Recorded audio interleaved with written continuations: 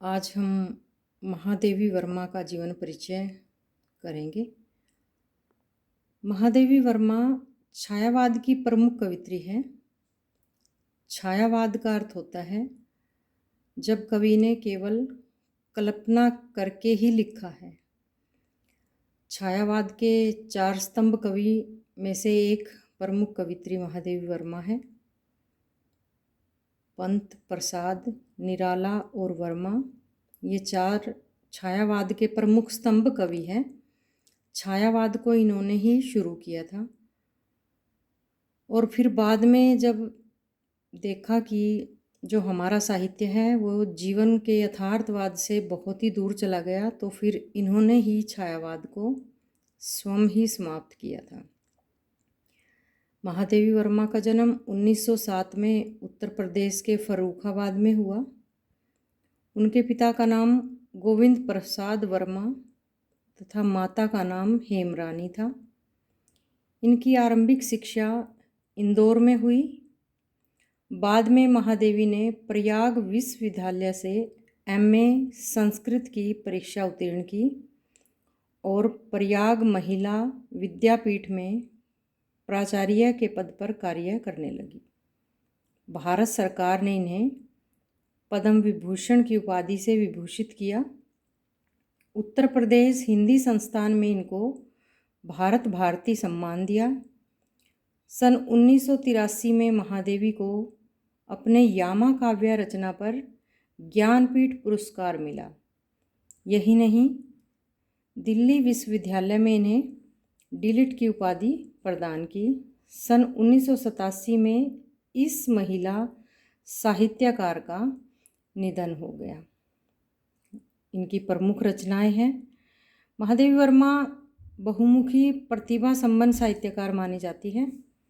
इन्होंने काव्य, संस्मरण, रेखाचित्र, निबंध, आलोचना, संपादन अनेक विधाओं पर अपनी लेखनी चलाई है। महादेवी वर्मा का काव्य संग्रह है दीपशिखा, यामा, निहार, निर्जा, रश्मि और सांध्य गीत। इन सभी में महादेवी वर्मा का काव्य संग्रहित है। संस्मरण भी लिखे हैं महादेवी वर्मा ने और रेखाचित्र भी लिखे हैं। संस्मरण जब लेखक अपने ही जीवन से कुछ चीज़ें याद करके, स्मरण करके लिखता है। उनमें से इन्होंने लिखा है अतीत के चलचित्र, स्मृति की रेखाएं, पथ के साथी और मेरा परिवार। निबंध संग्रह इनके श्रृंखला की कड़ियाँ, आपदा, संक्लिप्तता, भारतीय संस्कृति के स्वर और क्षणता।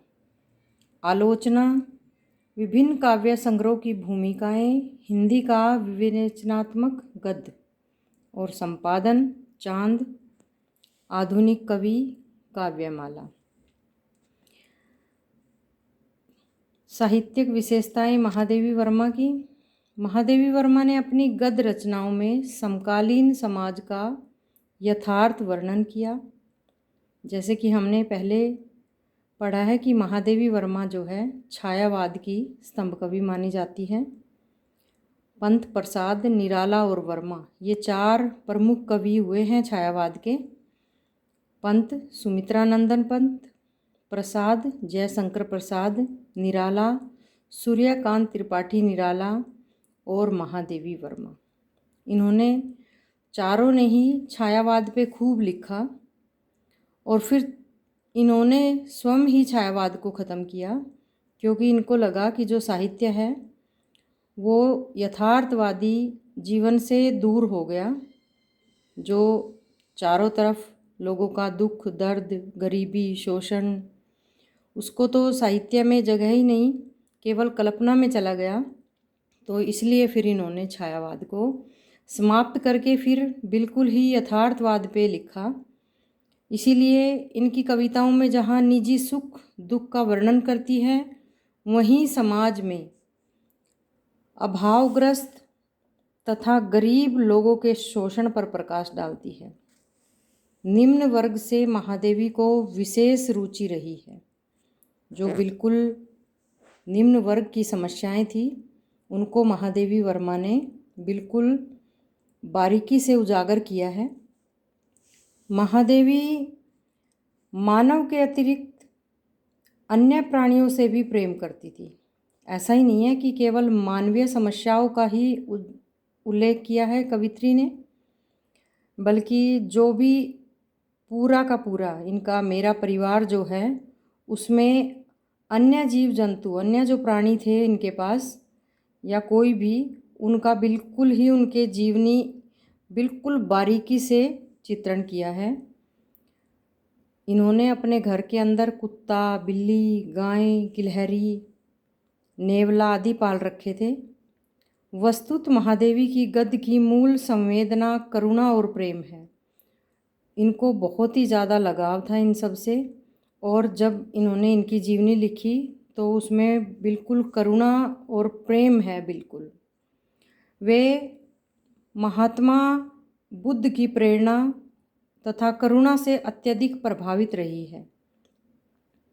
इसके साथ साथ उन्होंने अपने साहित्य द्वारा समाज में व्याप्त कुरीतियों और विसंगतियों का भी पर्दाफाश किया है।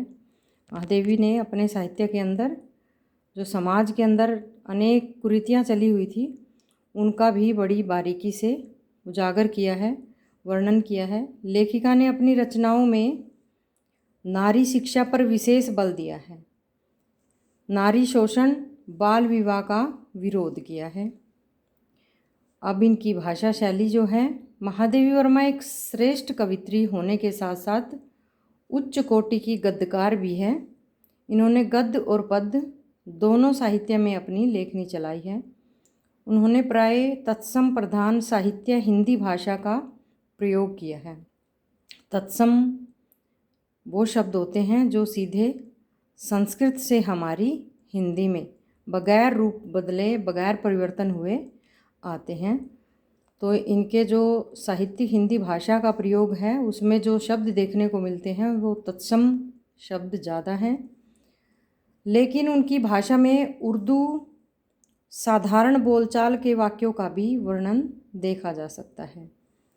वस्तुतः महादेवी वर्मा की भाषा शैली सहज, सरल, प्रभावपूर्ण है। इतनी सहज भाषा है कि कोई भी बड़ी आसानी से, बड़ी सरलता से समझ लेता है, अर्थ ले लेता है, जिसमें सरलता, मधुरता, भावुकता का समन्वय देखा जा सकता है। उन्होंने अपने निबंधों, रचना, रेखाचित्र, संस्मरणों में अनेक प्रकार की भाषा शैली का वर्णन किया है। तो ये थे हमारी महादेवी वर्मा का जीवन परिचय।